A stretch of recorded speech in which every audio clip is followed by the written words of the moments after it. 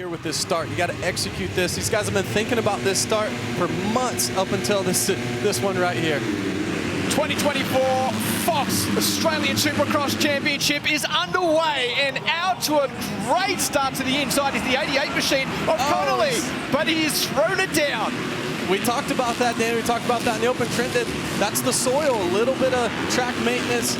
Looked like the soil right there was obviously pretty slick. What happened was the dozers went out there after qualifying practice earlier today, prepped it up, but left a little soil on top, took Brody Connolly down. Well, not the start that he wanted, as we see second and third absolutely battling it out. Miles Gilmore in the background off the track. Two riders coming very close together. Reed Taylor out of nowhere on the Kawasaki 86 puts himself into third and down on the ground. It's so tricky right now because, like we had mentioned earlier, the rocks, a little bit wet, a little bit dry. It's so hard to predict that, but then you're trying to get as many positions as you can. It's a race. You got to get to the front. If he can get close enough after this rhythm lane, might be able to sneak up the inside, but I think Caden's got enough to get this one done. Well, the 66 machine has led it from the start. Will come across and take the checkered flag, opening up his Supercross count in 2024 with a win. By the box, you could kind of, towards the middle, you kind of had some breathing room around. You could go left or right. So let's see where it comes from. Gates go down. Oh, nice start from the inside there with the number 2 machine. Couple riders coming together. That was the 75 machine, and that was Cosford that got all tangled up in turn number 1. Larwood is up there as well on the number 5 machine, but this is dangerous right now. The number 2 machine looked exceptional in practice earlier on, but a big charge to the inside by Larwood. Not quite close enough. Yeah, Cole Thompson, from the time he hit the track, the very first lap, he looked incredible to me. He really did. Looks really comfortable on this Honda motorcycle. He's been in, kind of evens out. I'm really impressed with Larwood right now. This is amazing. You think about the teammates that he has. Cole Thompson, proven worldwide. Guy behind him, Shane McElrath, won races at the very highest level. And Larwood's right in the mix with these guys. Well, the number 12 machine has proven that you can skim across these whoops. That there is McElrath in at third place. Now, if Larwood was able to do that, jump in there and get some speed going into those whoops of the inside before the finish. Outside swings into here to the inside. He will muscle his way through. Waste no time at all. Up in the second. And didn't get the drive, was able to just make that pass and not get the drive to skim the whoops, but Thompson's in his sights now. After qualifying practice, with Thompson qualifying first, he knows that's going to be the guy to beat tonight, so why wouldn't you try to go beat him in this heat race? Checkered flags out for the number 2 machine of Cole Thompson. Will pick up heat number 2 win here for Dennis to the outside. Probably doesn't have the ideal spot, but if he can jump out as the gates drop down, he may have a chance of getting this start and getting up the front. Just trying to confirm there. I think it is 4 riders out of this will go through to the final.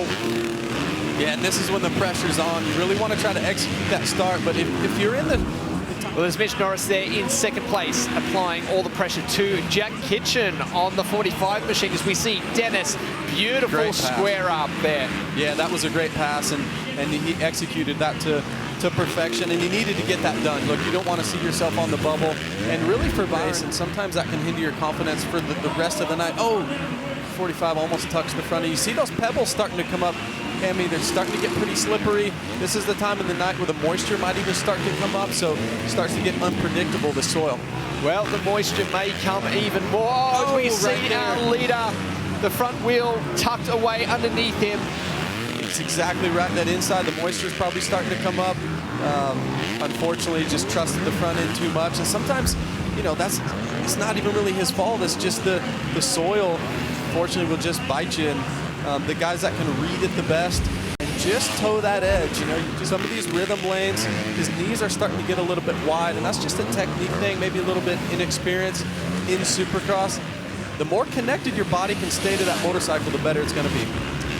Well, up and over the finish line, grabs the checkered flag is Byron Dennis, the 38 machine coming across there in second place. That is Tynan Keane, who will move his way through to the final race. You can see the riders grabbing their goggles with this rain, goggles fogging up, making it very difficult to see the stars. Gates are down. We are underway. Who will get this all-important Zito hole shot? Oh, Barham very loose coming into turn number 1. But it looks like Larwood possibly on the number 5 machine will lead them through. Kingsford is there in second place. Thompson buried. Yes, Thompson's buried. McElrath is buried. What an amazing start for Larwood. And look, we've seen him in his heat race. He was aggressive. He was really going after these guys down everywhere in that rhythm lane. There was a Honda rider in amongst that as well. So we'll try and keep an eye out to see who was involved in that one. Looks like, is that 88 of Connolly there in second place? Connolly in second. Remember in the heat race had the, oh no, Larwood down. That's how slippery it's getting right there. I mean, it has switched. Remember we talked about it being maximum traction. It has switched to that point where it's very slippery. They'll be looking for some traction on the outside. Let's look at this replay here. Watch the back wheel. Slides out on the very hard packed surface, as too does Connolly. Really shiny soil right now. It is extremely slippery. Going to be hard to judge this dirt. Larwood down. Landed short there and got all out of control. Set him up, go down the inside of him. Reed Taylor is back there in 4th place on the 86 Kawasaki. Oh, Ferguson tries to dive it in on the inside. I think you're right. He needs to be closer than that. He can feel the pressure at the moment from the KTM rider behind him. Knows that he needs to step it up. Yeah, Ferguson actually made the pass, so he's going to skim. He's going to gain a few bike lengths here. He got by Connolly. Connolly's struggling there in second place. Manier's going to go by. Oh, can't make the pass. Oh, no! That there is the rain effect that's going in at the moment. So, a big moment there for Manier. Very good not to come unstuck. These riders are going to have a pretty big advantage over the rest of the field as they are starting to see. It's going to be a crucial pass for Shane to get around Brody right here. I don't know if he's going to be able to do it. Brody's going to have set up on the inside. Does Shane just go around the outside? He did, but has gone into that last turn. Can he hold on to that position? No doubt Ferguson comes away with a win. We see there the 22 machine of Reese Budd coming across in 5th. There was only... But if you told me he would have come away to win the first one, no, I wouldn't have believed you, but he truly did deserve it. Revs are up, the gates are down. Who is going to be into the first turn first? Again, we see Larwood put himself in a good position. Taylor is there to the inside as well as we try and pick up the rest of the rides. There is McElrath back there in 3rd. Oh, he comes together with Reese Budd.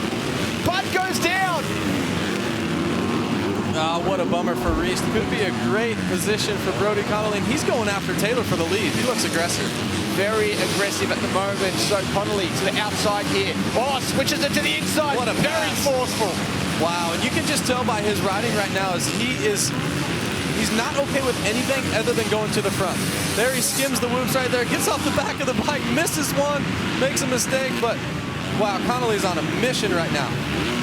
So again, these boys stepping it up at Team Honda. Wilson leading the charge. You need to step up here, boys. Oh! And we are getting close. Oh, Connolly. Connolly almost down. If you're Connolly out front, you know you're making some mistakes. You just need to take a deep breath off some of these jumps. Take a deep breath, but you don't have time because Taylor's coming after you. Return the favor. Oh my! Pushing him down the inside. Taylor pushes him wide. No one wants to win this race at the moment.